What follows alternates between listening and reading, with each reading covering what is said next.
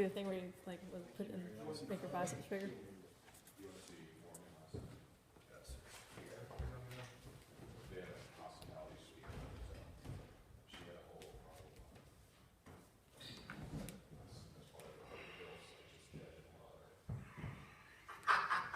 That's some serious shit.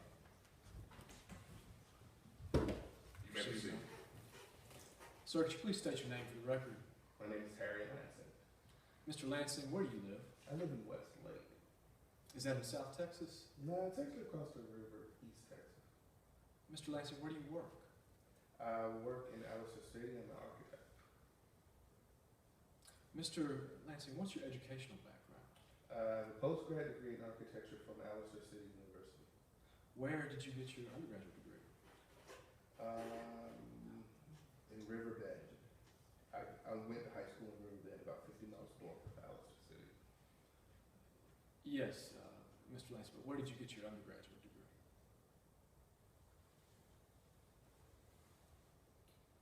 That's like key, sir. Just above the high school. Same place. Mr. Lansing, are you married? I am married to Naomi. And do you have any children? Yes, we have two children, Reese and Blair. Are they both your biological children? Blair is, yes, but actually we adopted Reese. How old was Reese when you adopted him? He's about 14 months old. Has he been a part of your family ever since? Yes, he has. He's as much of a member of the family as everything else. What were the circumstances surrounding Reese's adoption? Well, Reese's biological mother was so sick that she couldn't care for Reese any longer. She was a single mother and wanted a better life for Reese, and we were all too happy to provide for Reese, so we adopted her. What was Reese's biological mother's name? Kendra James. And Mr. Lansing, what do you mean that she was sick?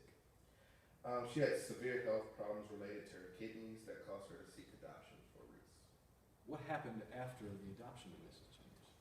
After the adoption, about a few years, she ended up passing away. What, if any, concerns did this provoke for you concerning Reese's health? It was for that reason that Leona and I had a test ran on Reese. We may have looked like hypochondriacs, but we wanted to make sure that he was okay. We wanted to be completely informed of our child's health. You can't control everything, but you can certain that we wanted everything to be prepared in regards to Reese's health and safety. How did you go about doing that? We had tests done, and we had a first test ran on Reese. Your Honor, showing defense counsel's remark for identification as exhibit N1. Okay. Cross your witness, Your Honor. Yes. Mr. Lansing, what I just handed you? Looks like the results of a test for Reese. Was this the test that you just described as having run? Yes, sir, that is. Is it a true and accurate copy of test results that you received as a result of that test? Yes, it is. Does that document appear in any way, shape, or form altered or otherwise damaged? No.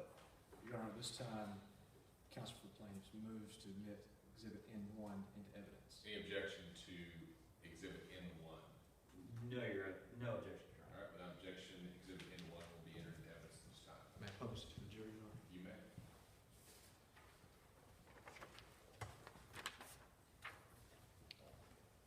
Mr. Lansing, what were the results of that test?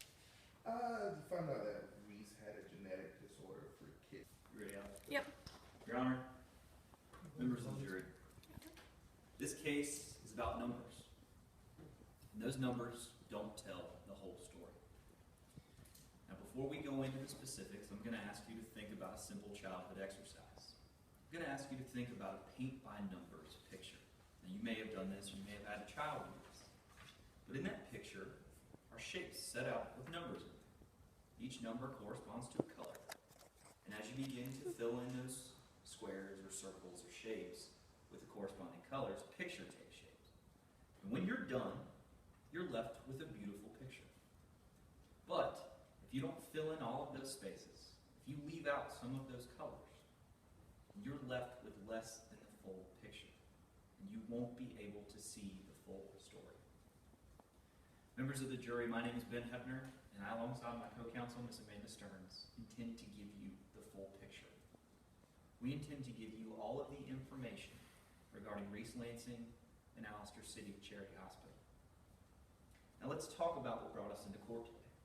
It's a decision that Mr. Reese Lansing made, a decision that saved a life and where no actual harm was committed. Reese decided to donate one of his kidneys to save the life of someone that he cared for very dearly, Ms. Taylor Warren. And as I've said, that decision saved her life and did not actually harm Reese Lansing. Now, as you've also heard, the hospital has been found at fault for their actions, for operating on Reese without the proper informed consent, operating on Reese as a minor. And we're here today to determine damages.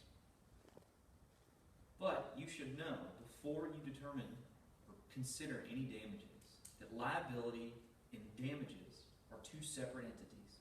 They are completely separate from one another. And just because liability has been established does not mean you have to award any damages.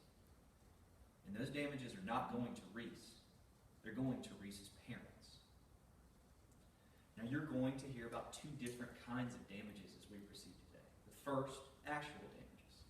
Things or money for medical expenses, lost wages, future medical expenses and procedures. And when you consider, if you consider awarding actual damages, you can only consider those costs that are reasonably likely to occur. Only those values that Reese is reasonably likely to need. And as I'll touch on later, you're going to learn from the evidence that Reese may not need any of that. In fact, no one can take the stand today and tell you that they are certain that Reese will ever suffer from PKD. Now, also on the table today are punitive damages, or exemplary damages. And those are meant to punish wrongful conduct. But what you need to know about punitive or exemplary damages is that those two are completely separate from actual damages. And should you decide to award actual damages, you do not